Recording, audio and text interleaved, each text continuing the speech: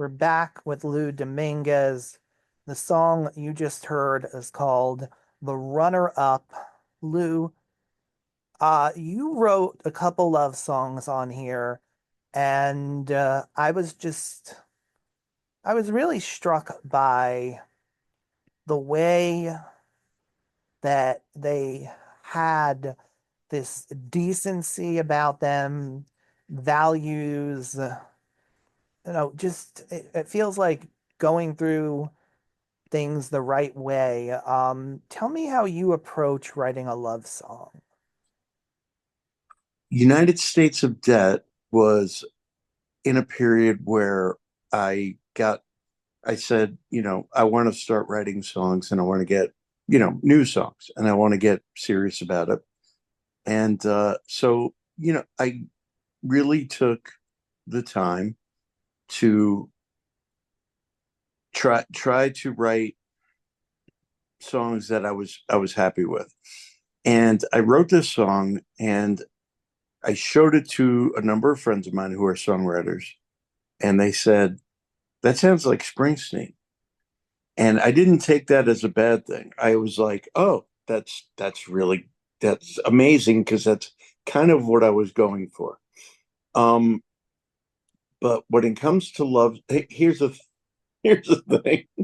When it comes to love, I've never come out on the side that wins out. So my love songs are going to be a little bit sad and a little bit, I wanted this to happen, but it didn't because of this. And that's kind of the way my and I'm not guilty. I'm sorry. I am probably guilty of part of that because I probably have been, gotten to a certain point and then been like, I'm gonna bail. and and not to the person's fault, just it's relationships are very difficult. So if your question is, relationship songs, like how do I try to present them as real as I can.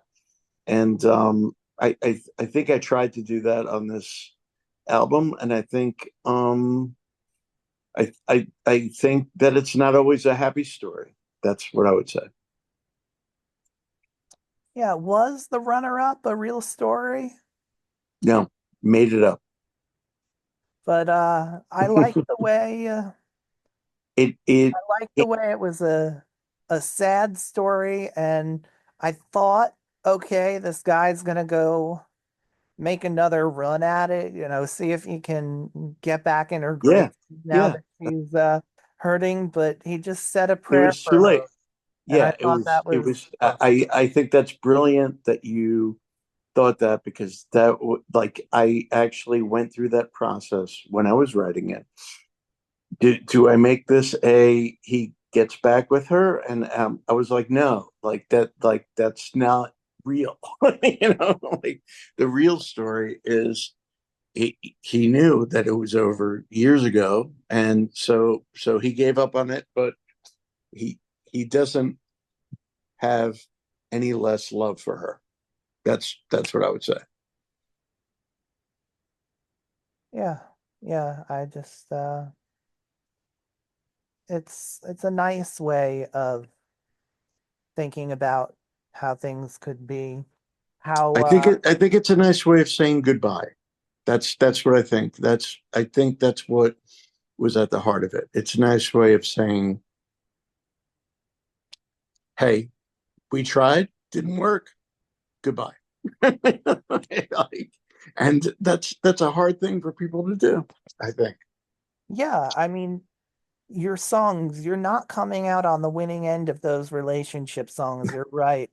But so many songs I've heard where the person's not coming out on the winning end. They're bitter, they're angry, and these aren't those songs. These songs are, It's great that you brought that up because the other song that could there's I guess you can say there's three love songs on the on the album, which is new for me. I'm not a love songwriter, but I would say that um,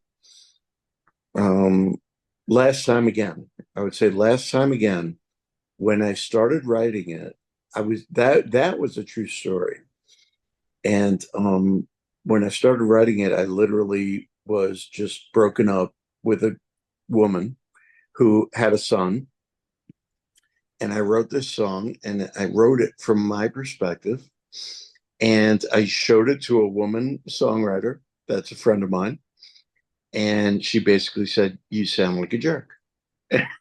And I said, "Okay, explain to me how." Like, I'm not saying I don't. Explain to me how. She's like, "Well, you expect a woman with her son to care for you more than her son, and that sounds like a jerk." And I said, I took a step back and I said, "You're right." So what I did was I made myself married to her. So it was, it became a situation where it's not a boyfriend competing with a son, it's a husband competing with a son. And all of a sudden, people were like, "Yeah, that's pretty good." And I'm like, "Okay, yeah." And I took it in that direction. But that, that's a thing about writing is you always think you're right, but you're not. And I was lucky enough to have a woman friend who basically, she didn't smack me in the face, but she might as well have done. And she just said, "You sound like a jerk." And I was like, "Okay, like, tell me how to fix it." And we talked about it and I fixed it. So, that song is not a real song, but it is because it started as something that definitely existed in real life. I I appreciate your willingness to make changes and yeah, I guess I can say there is a much deeper satisfaction I get from listening to a song where uh where none of the characters are jokes or jerks or cartoons or they're just people and people struggle, they can't get themselves aligned, it doesn't work out, but it doesn't make anyone wrong, it's And just I can say honestly that I didn't used to have that perspective. I did used to have an us and them perspective and a "I'm right, you're wrong" perspective. But as you get older, as you have just articulated, as you get older, you realize people are people, and you have to learn to deal with them and to accept them or don't accept them. Like, you have a choice. But the point is, they're not trying to be mean to you. Like, they're just like, sometimes they're mean, sometimes they're not, but it doesn't really have anything to do with you. And that's, I think, an important thing. I think in writing, it's an important thing to understand, I think. yeah, they're not, for the most part, people aren't trying to be mean to someone, they're just trying to be. Yeah, that's it. It's Yeah, that's messy. it. That's on the nose. That's People are just trying to be, whether or not. Look, I from what you've said, and I don't want to, and you can cut this out if you need to. Um, but from what we've talked about, um, my parents are Trump voters. Okay, they are. Wow. I have to deal with that on a daily basis.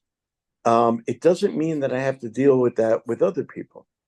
Like in other words, what I'm trying to say is I have my Trump load. Like, I'm dealing with that. I can't put up with you also. And some people have kicked back and been like, "Oh, I've been a big fan of yours for years." And I'm like, "You know what? That's great. I'm great. Yeah, I'm very grateful that you were a big fan.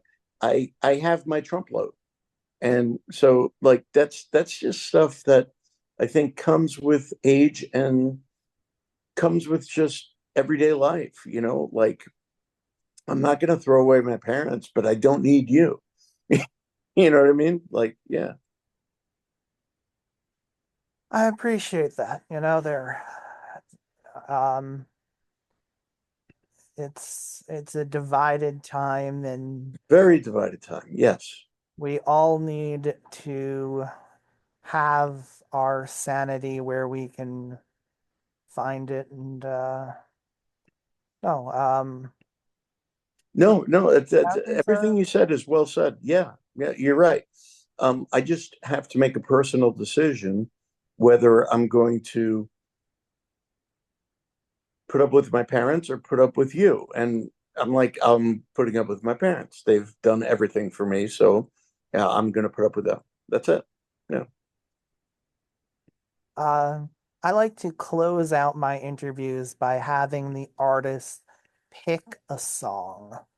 Um we played three of yours, so I'm going to ask that you go to go to that long list of protest songs you were thinking about in For Steve Earle, and um, why don't you pick Masters a of War. protest? What? Masters of War.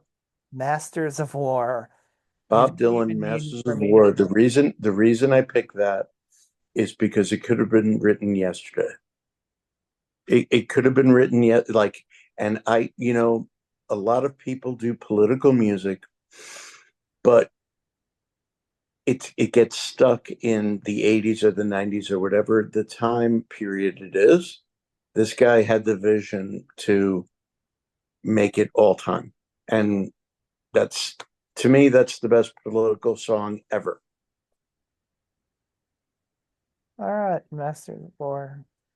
Lou Dominguez, thanks so much for coming on the show. Dude, thank you for reaching out. I really mean it. I was talking to a songwriter friend of mine like about 5 minutes before I got on the phone with you. And I said, I need to go and do this interview because I'm so much a better songwriter than you. Obviously, he knew I was kidding. He knew I was kidding. We're really good friends. But at the same time, I'm like, thank you to you for reaching out because it means the world to me. That's it. Thank you. All right. Take care.